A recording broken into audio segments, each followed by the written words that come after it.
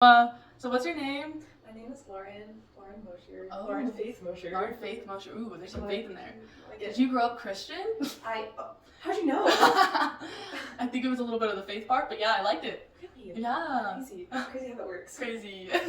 Okay, so where did you grow up? I grew up mostly in a town called Danville, California. It's in Northern California, 45 minutes to San Francisco. I'm sorry, I No, locked your you're okay. phone. You're okay. So by San Francisco, Yes. California. Yes. Okay. All right, bet. How old are you? I am 22. So, in childhood, who was Jesus to you?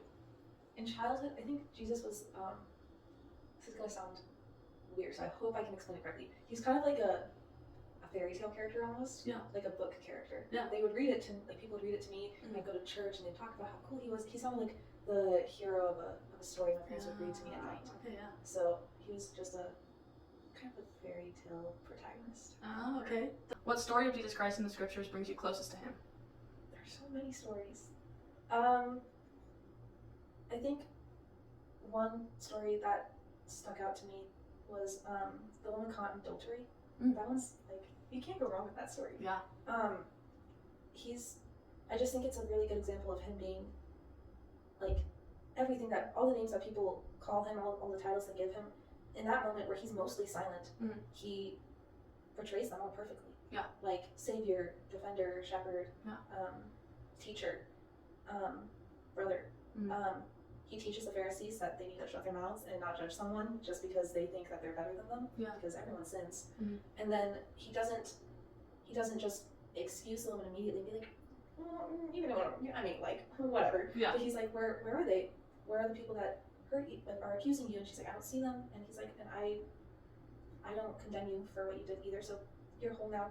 Go and sin no more. Like Second chance. Yeah, he gives you second chances. And there's tons of stories like that. And it's incredible. It's incredible to see that story, especially when like you look at it through the lens of like the atonement afterwards. Yeah. Like he said, I don't condemn you, go and sin no more, and then he goes and he fully pays for what she did for her. Yeah. And the same thing for me. Yeah. So, what do you wish the older generation knew about Christ?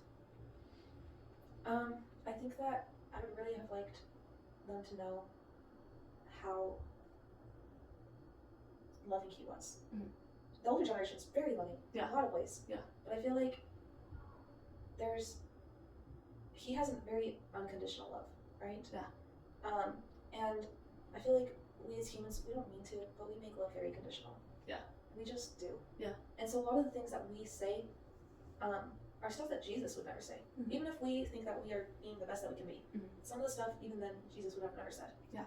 And I see that a lot between the gap of younger and older generations, because I guess we all grew up differently. Yeah. And I feel like now there's been a very big emphasis on love. And I think that we need to love people even if it's controversial. Like we've got to sacrifice our fears and our concerns and just love people. Yeah. And I think that there's a lot of fear in this world, and it totally makes sense if like the older generation has fears. Yeah. They had to raise us. I get it. Yeah. I get it. But fear gets in the way of the love that Jesus portrays so beautifully. Yeah. He loved the people that no one felt should be loved. He loved the woman who was caught in adultery. How could you, like, if we ran into a woman who was definitely cheating on her husband in the moment, and we were like, we would be upset. But he loved her. He loved the very sick people. He loved the prostitutes. He loved the taxpayers. The tax. Yeah, Matthew. Yeah. He loved Matthew.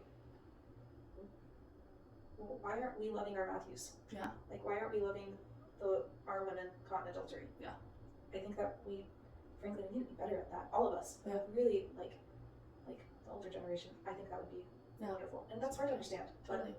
But that would mean the world to me to see that. Yeah. There's a lot of division between generations. Yeah. More than probably has been in a long Ever time. before. Yeah. And I think what's around those fences you pointed out is fear. Yeah. Yeah, and fear gets in the way of love, right? And so that was really beautifully put. Thank you for expressing that, and I absolutely agree. You've conveyed Christ in a way that paints him to be exactly who he is. He's just love and without fear. He's the only one that could condemn, and yet he's here to save. It's beautiful. Exactly. So thank you for your faith and for being so open about it. And where are you from? Originally, I am from Minneapolis, Minnesota, Okay. and I've lived there all my life. I used to live way out in the country in Erskine, Minnesota, until I was about 6 years old, and then we moved to Minneapolis. A kid, whether you were in the cabin or the rental house, what was religion? What was the religious I idea? don't remember being there, really being any religion there at all. Yeah. Your parents were not religious? No, my dad was an alcoholic, Okay, yeah. so they never went to church. He was gone most of the time. And Mom would be, I don't remember her ever talking about anything like that out there. Yeah. So Yeah. when we moved to the cities, to Minneapolis, she was, What about your community? my community, there wasn't, let's see, they just, there weren't any real religious people that I was connected to. Yeah. But my sister had a friend from school that their name was Grace, but they were very religious. Oh, okay. And so they would try to get my sister to go to church with them. Were they Catholic? No, Lutheran. Lutheran. Okay. Yeah. How did you come to hear the Church of Jesus Christ, and what changed in your relationship with Jesus when you did? Tom and I got married in the Lutheran church that I used to go to with my mom and them. Yeah. And the missionaries stopped by our house and knocked on the door. Oh. And Tom invited them in Mhm. because he had read something about Mormon church. And I used to send our kids to the church on the corner, which was a Lutheran church. And I guess I went there sometimes with them too. And then we'd have coffee afterwards. Nice. Yeah. Yeah. Coffee in church. Coffee in church. And then, but anyways, then, so he asked them to come back when I could be home. And because I wasn't home when they stopped. And he was interested right away because he had read about it. And they came back when I could be there and started talking to us about it and asked when they'd come back and give us lessons. Yeah.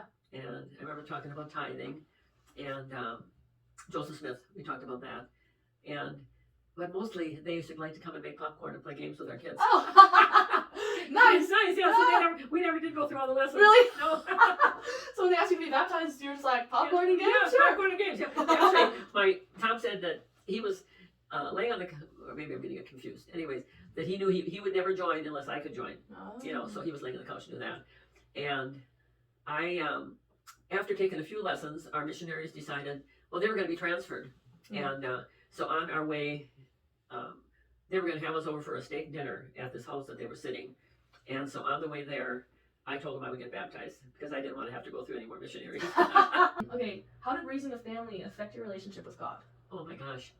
Because I love them so much. I love Brent and Jennifer when they were little. I mean, I couldn't stand to even hardly ever yell at them or have them see any of my insecurities because I thought it would damage them and they'd be corrupted like me, So yeah, I know it's terrible, but as a mom, that's what I did anyways. Yeah. But I loved them so much, and I loved taking them to church and watching them as they grew up in church. And they were never, they didn't have to be around drinking or there was drinking and smoking around my house. But then finally that stopped, and we wouldn't have that around.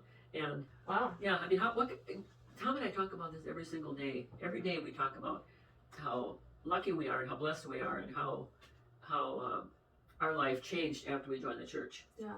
And we're still changing and learning and but we love our life, and it's because of the church. We don't have any regrets. Any of the things that we fought about are kind of way back now. Yeah. And but because he grew up in an alcoholic home, and his dad left when he was 6. So we both have seen the damages that happens in my family, a lot of it, and then in his family and stuff too. Right. So big effects with Jesus Christ being in the home. Yes. Yes. How that changes the way you parent, that changes the way the kids grow up, their priorities, right? Yes, exactly. Right. Yes. It's drastic. Yes, it did a drastic change. Yeah. And we used to have family home evenings starting out, and and things that we were taught that we would never have been taught without the church and without Jesus being there. So. Yeah, like you both said, you came from kind of non-religious, kind of had a hard growing up life, and seeing that you were kind of taught later on through Christ Church, through the teachings of the church, how to heal yourselves, but then be healed enough to raise your children in a way that they could never experience those things that you did, And I think that's just wonderful to show, like, that, he was, the idea that Christ was able to heal those wounds from childhood enough. Yes. You know what I mean? So, as a closing thought, what do you wish our generation knew about Christ that you were taught? I wish that they knew how important it was to have Christ in your life, and that he loves them, he loves all of us, and he wants us to stay away from drugs, bad stuff, drinking, and things that are really harmful in their life. And you know, we always think drinking and drugs is the worst because we've been around it so much. Yeah, Okay. seriously, and it just brought so much insights to my mind of, you know, how we can overcome different circumstances that we're in, and how much that affects, you know, not only our lives but our kids' lives and our grandkids' lives. Yes. You know, it's a compound effect. It really is. It's not just about us. No, it's not. It's a big deal. Yeah, So, it is. So. Anyway, thank you for sharing your testimony. You're welcome. It means everything. You're welcome. I love you. Love you too. Perfect. Okay, so this assignment was so awesome because I gained so much that I was not expecting. So first of all, with Loretta, who's my adopted grandma, she is awesome. She's so great.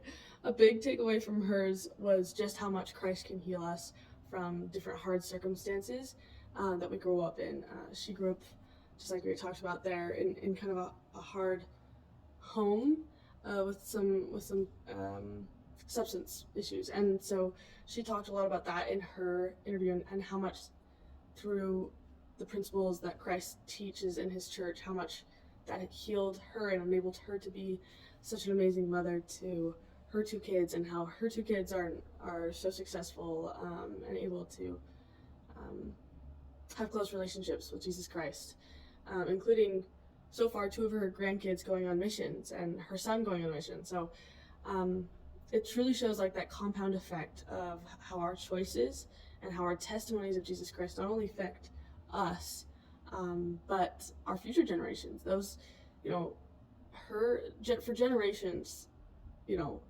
she will be thanked, her and Tom will be thanked for their testimony of Jesus Christ. And so that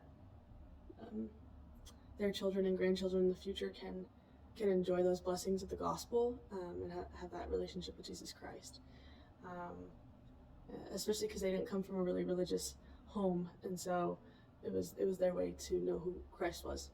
For the second interview with Lauren, who's my cousin from Danville, California, hearing about her experience growing up in such a different environment than me, where there was a whole array of different religions around her, and how that affected her growing up, learning to find her voice with Christ, and eventually going on a mission, and learning who Christ was to her was super beautiful to hear, and I really loved the insights about who Christ is at the end, when we talked about what the older generation, what she would say to the older generation, and also who she said that Christ was, when she talked about fear and how that can kind of burn bridges, and how Christ is one of perfect love, and how he loved those who in our society are not loved, how he loves the very lowest of what's perceived in society. And so that importance of understanding how we can be better disciples of Christ by not fearing those who are different, but instead loving them, like she talked about, is just super powerful. It was a good reminder to me to understand that, especially because she grew up in an environment where there were so many different faiths, and so she has that background to understand how significant that is. And she's been an example of that in my life, is loving without fear. And so I've come to understand through both these interviews who Christ is, and how, like, what an impact that can have on our lives, with both healing us from unfairness that happens growing up, and enabling us to be better versions of ourselves, all the way to enabling us to not fall to fear, but have faith and learn to love those around us with his perfect love, and how that can change us and those around us. So it was so amazing to hear different perspectives and different life stories, and how each of them came to know Jesus Christ and to love his gospel, and how that's affected them. And it's certainly left an impact on me, and I'm grateful. So I love Jesus.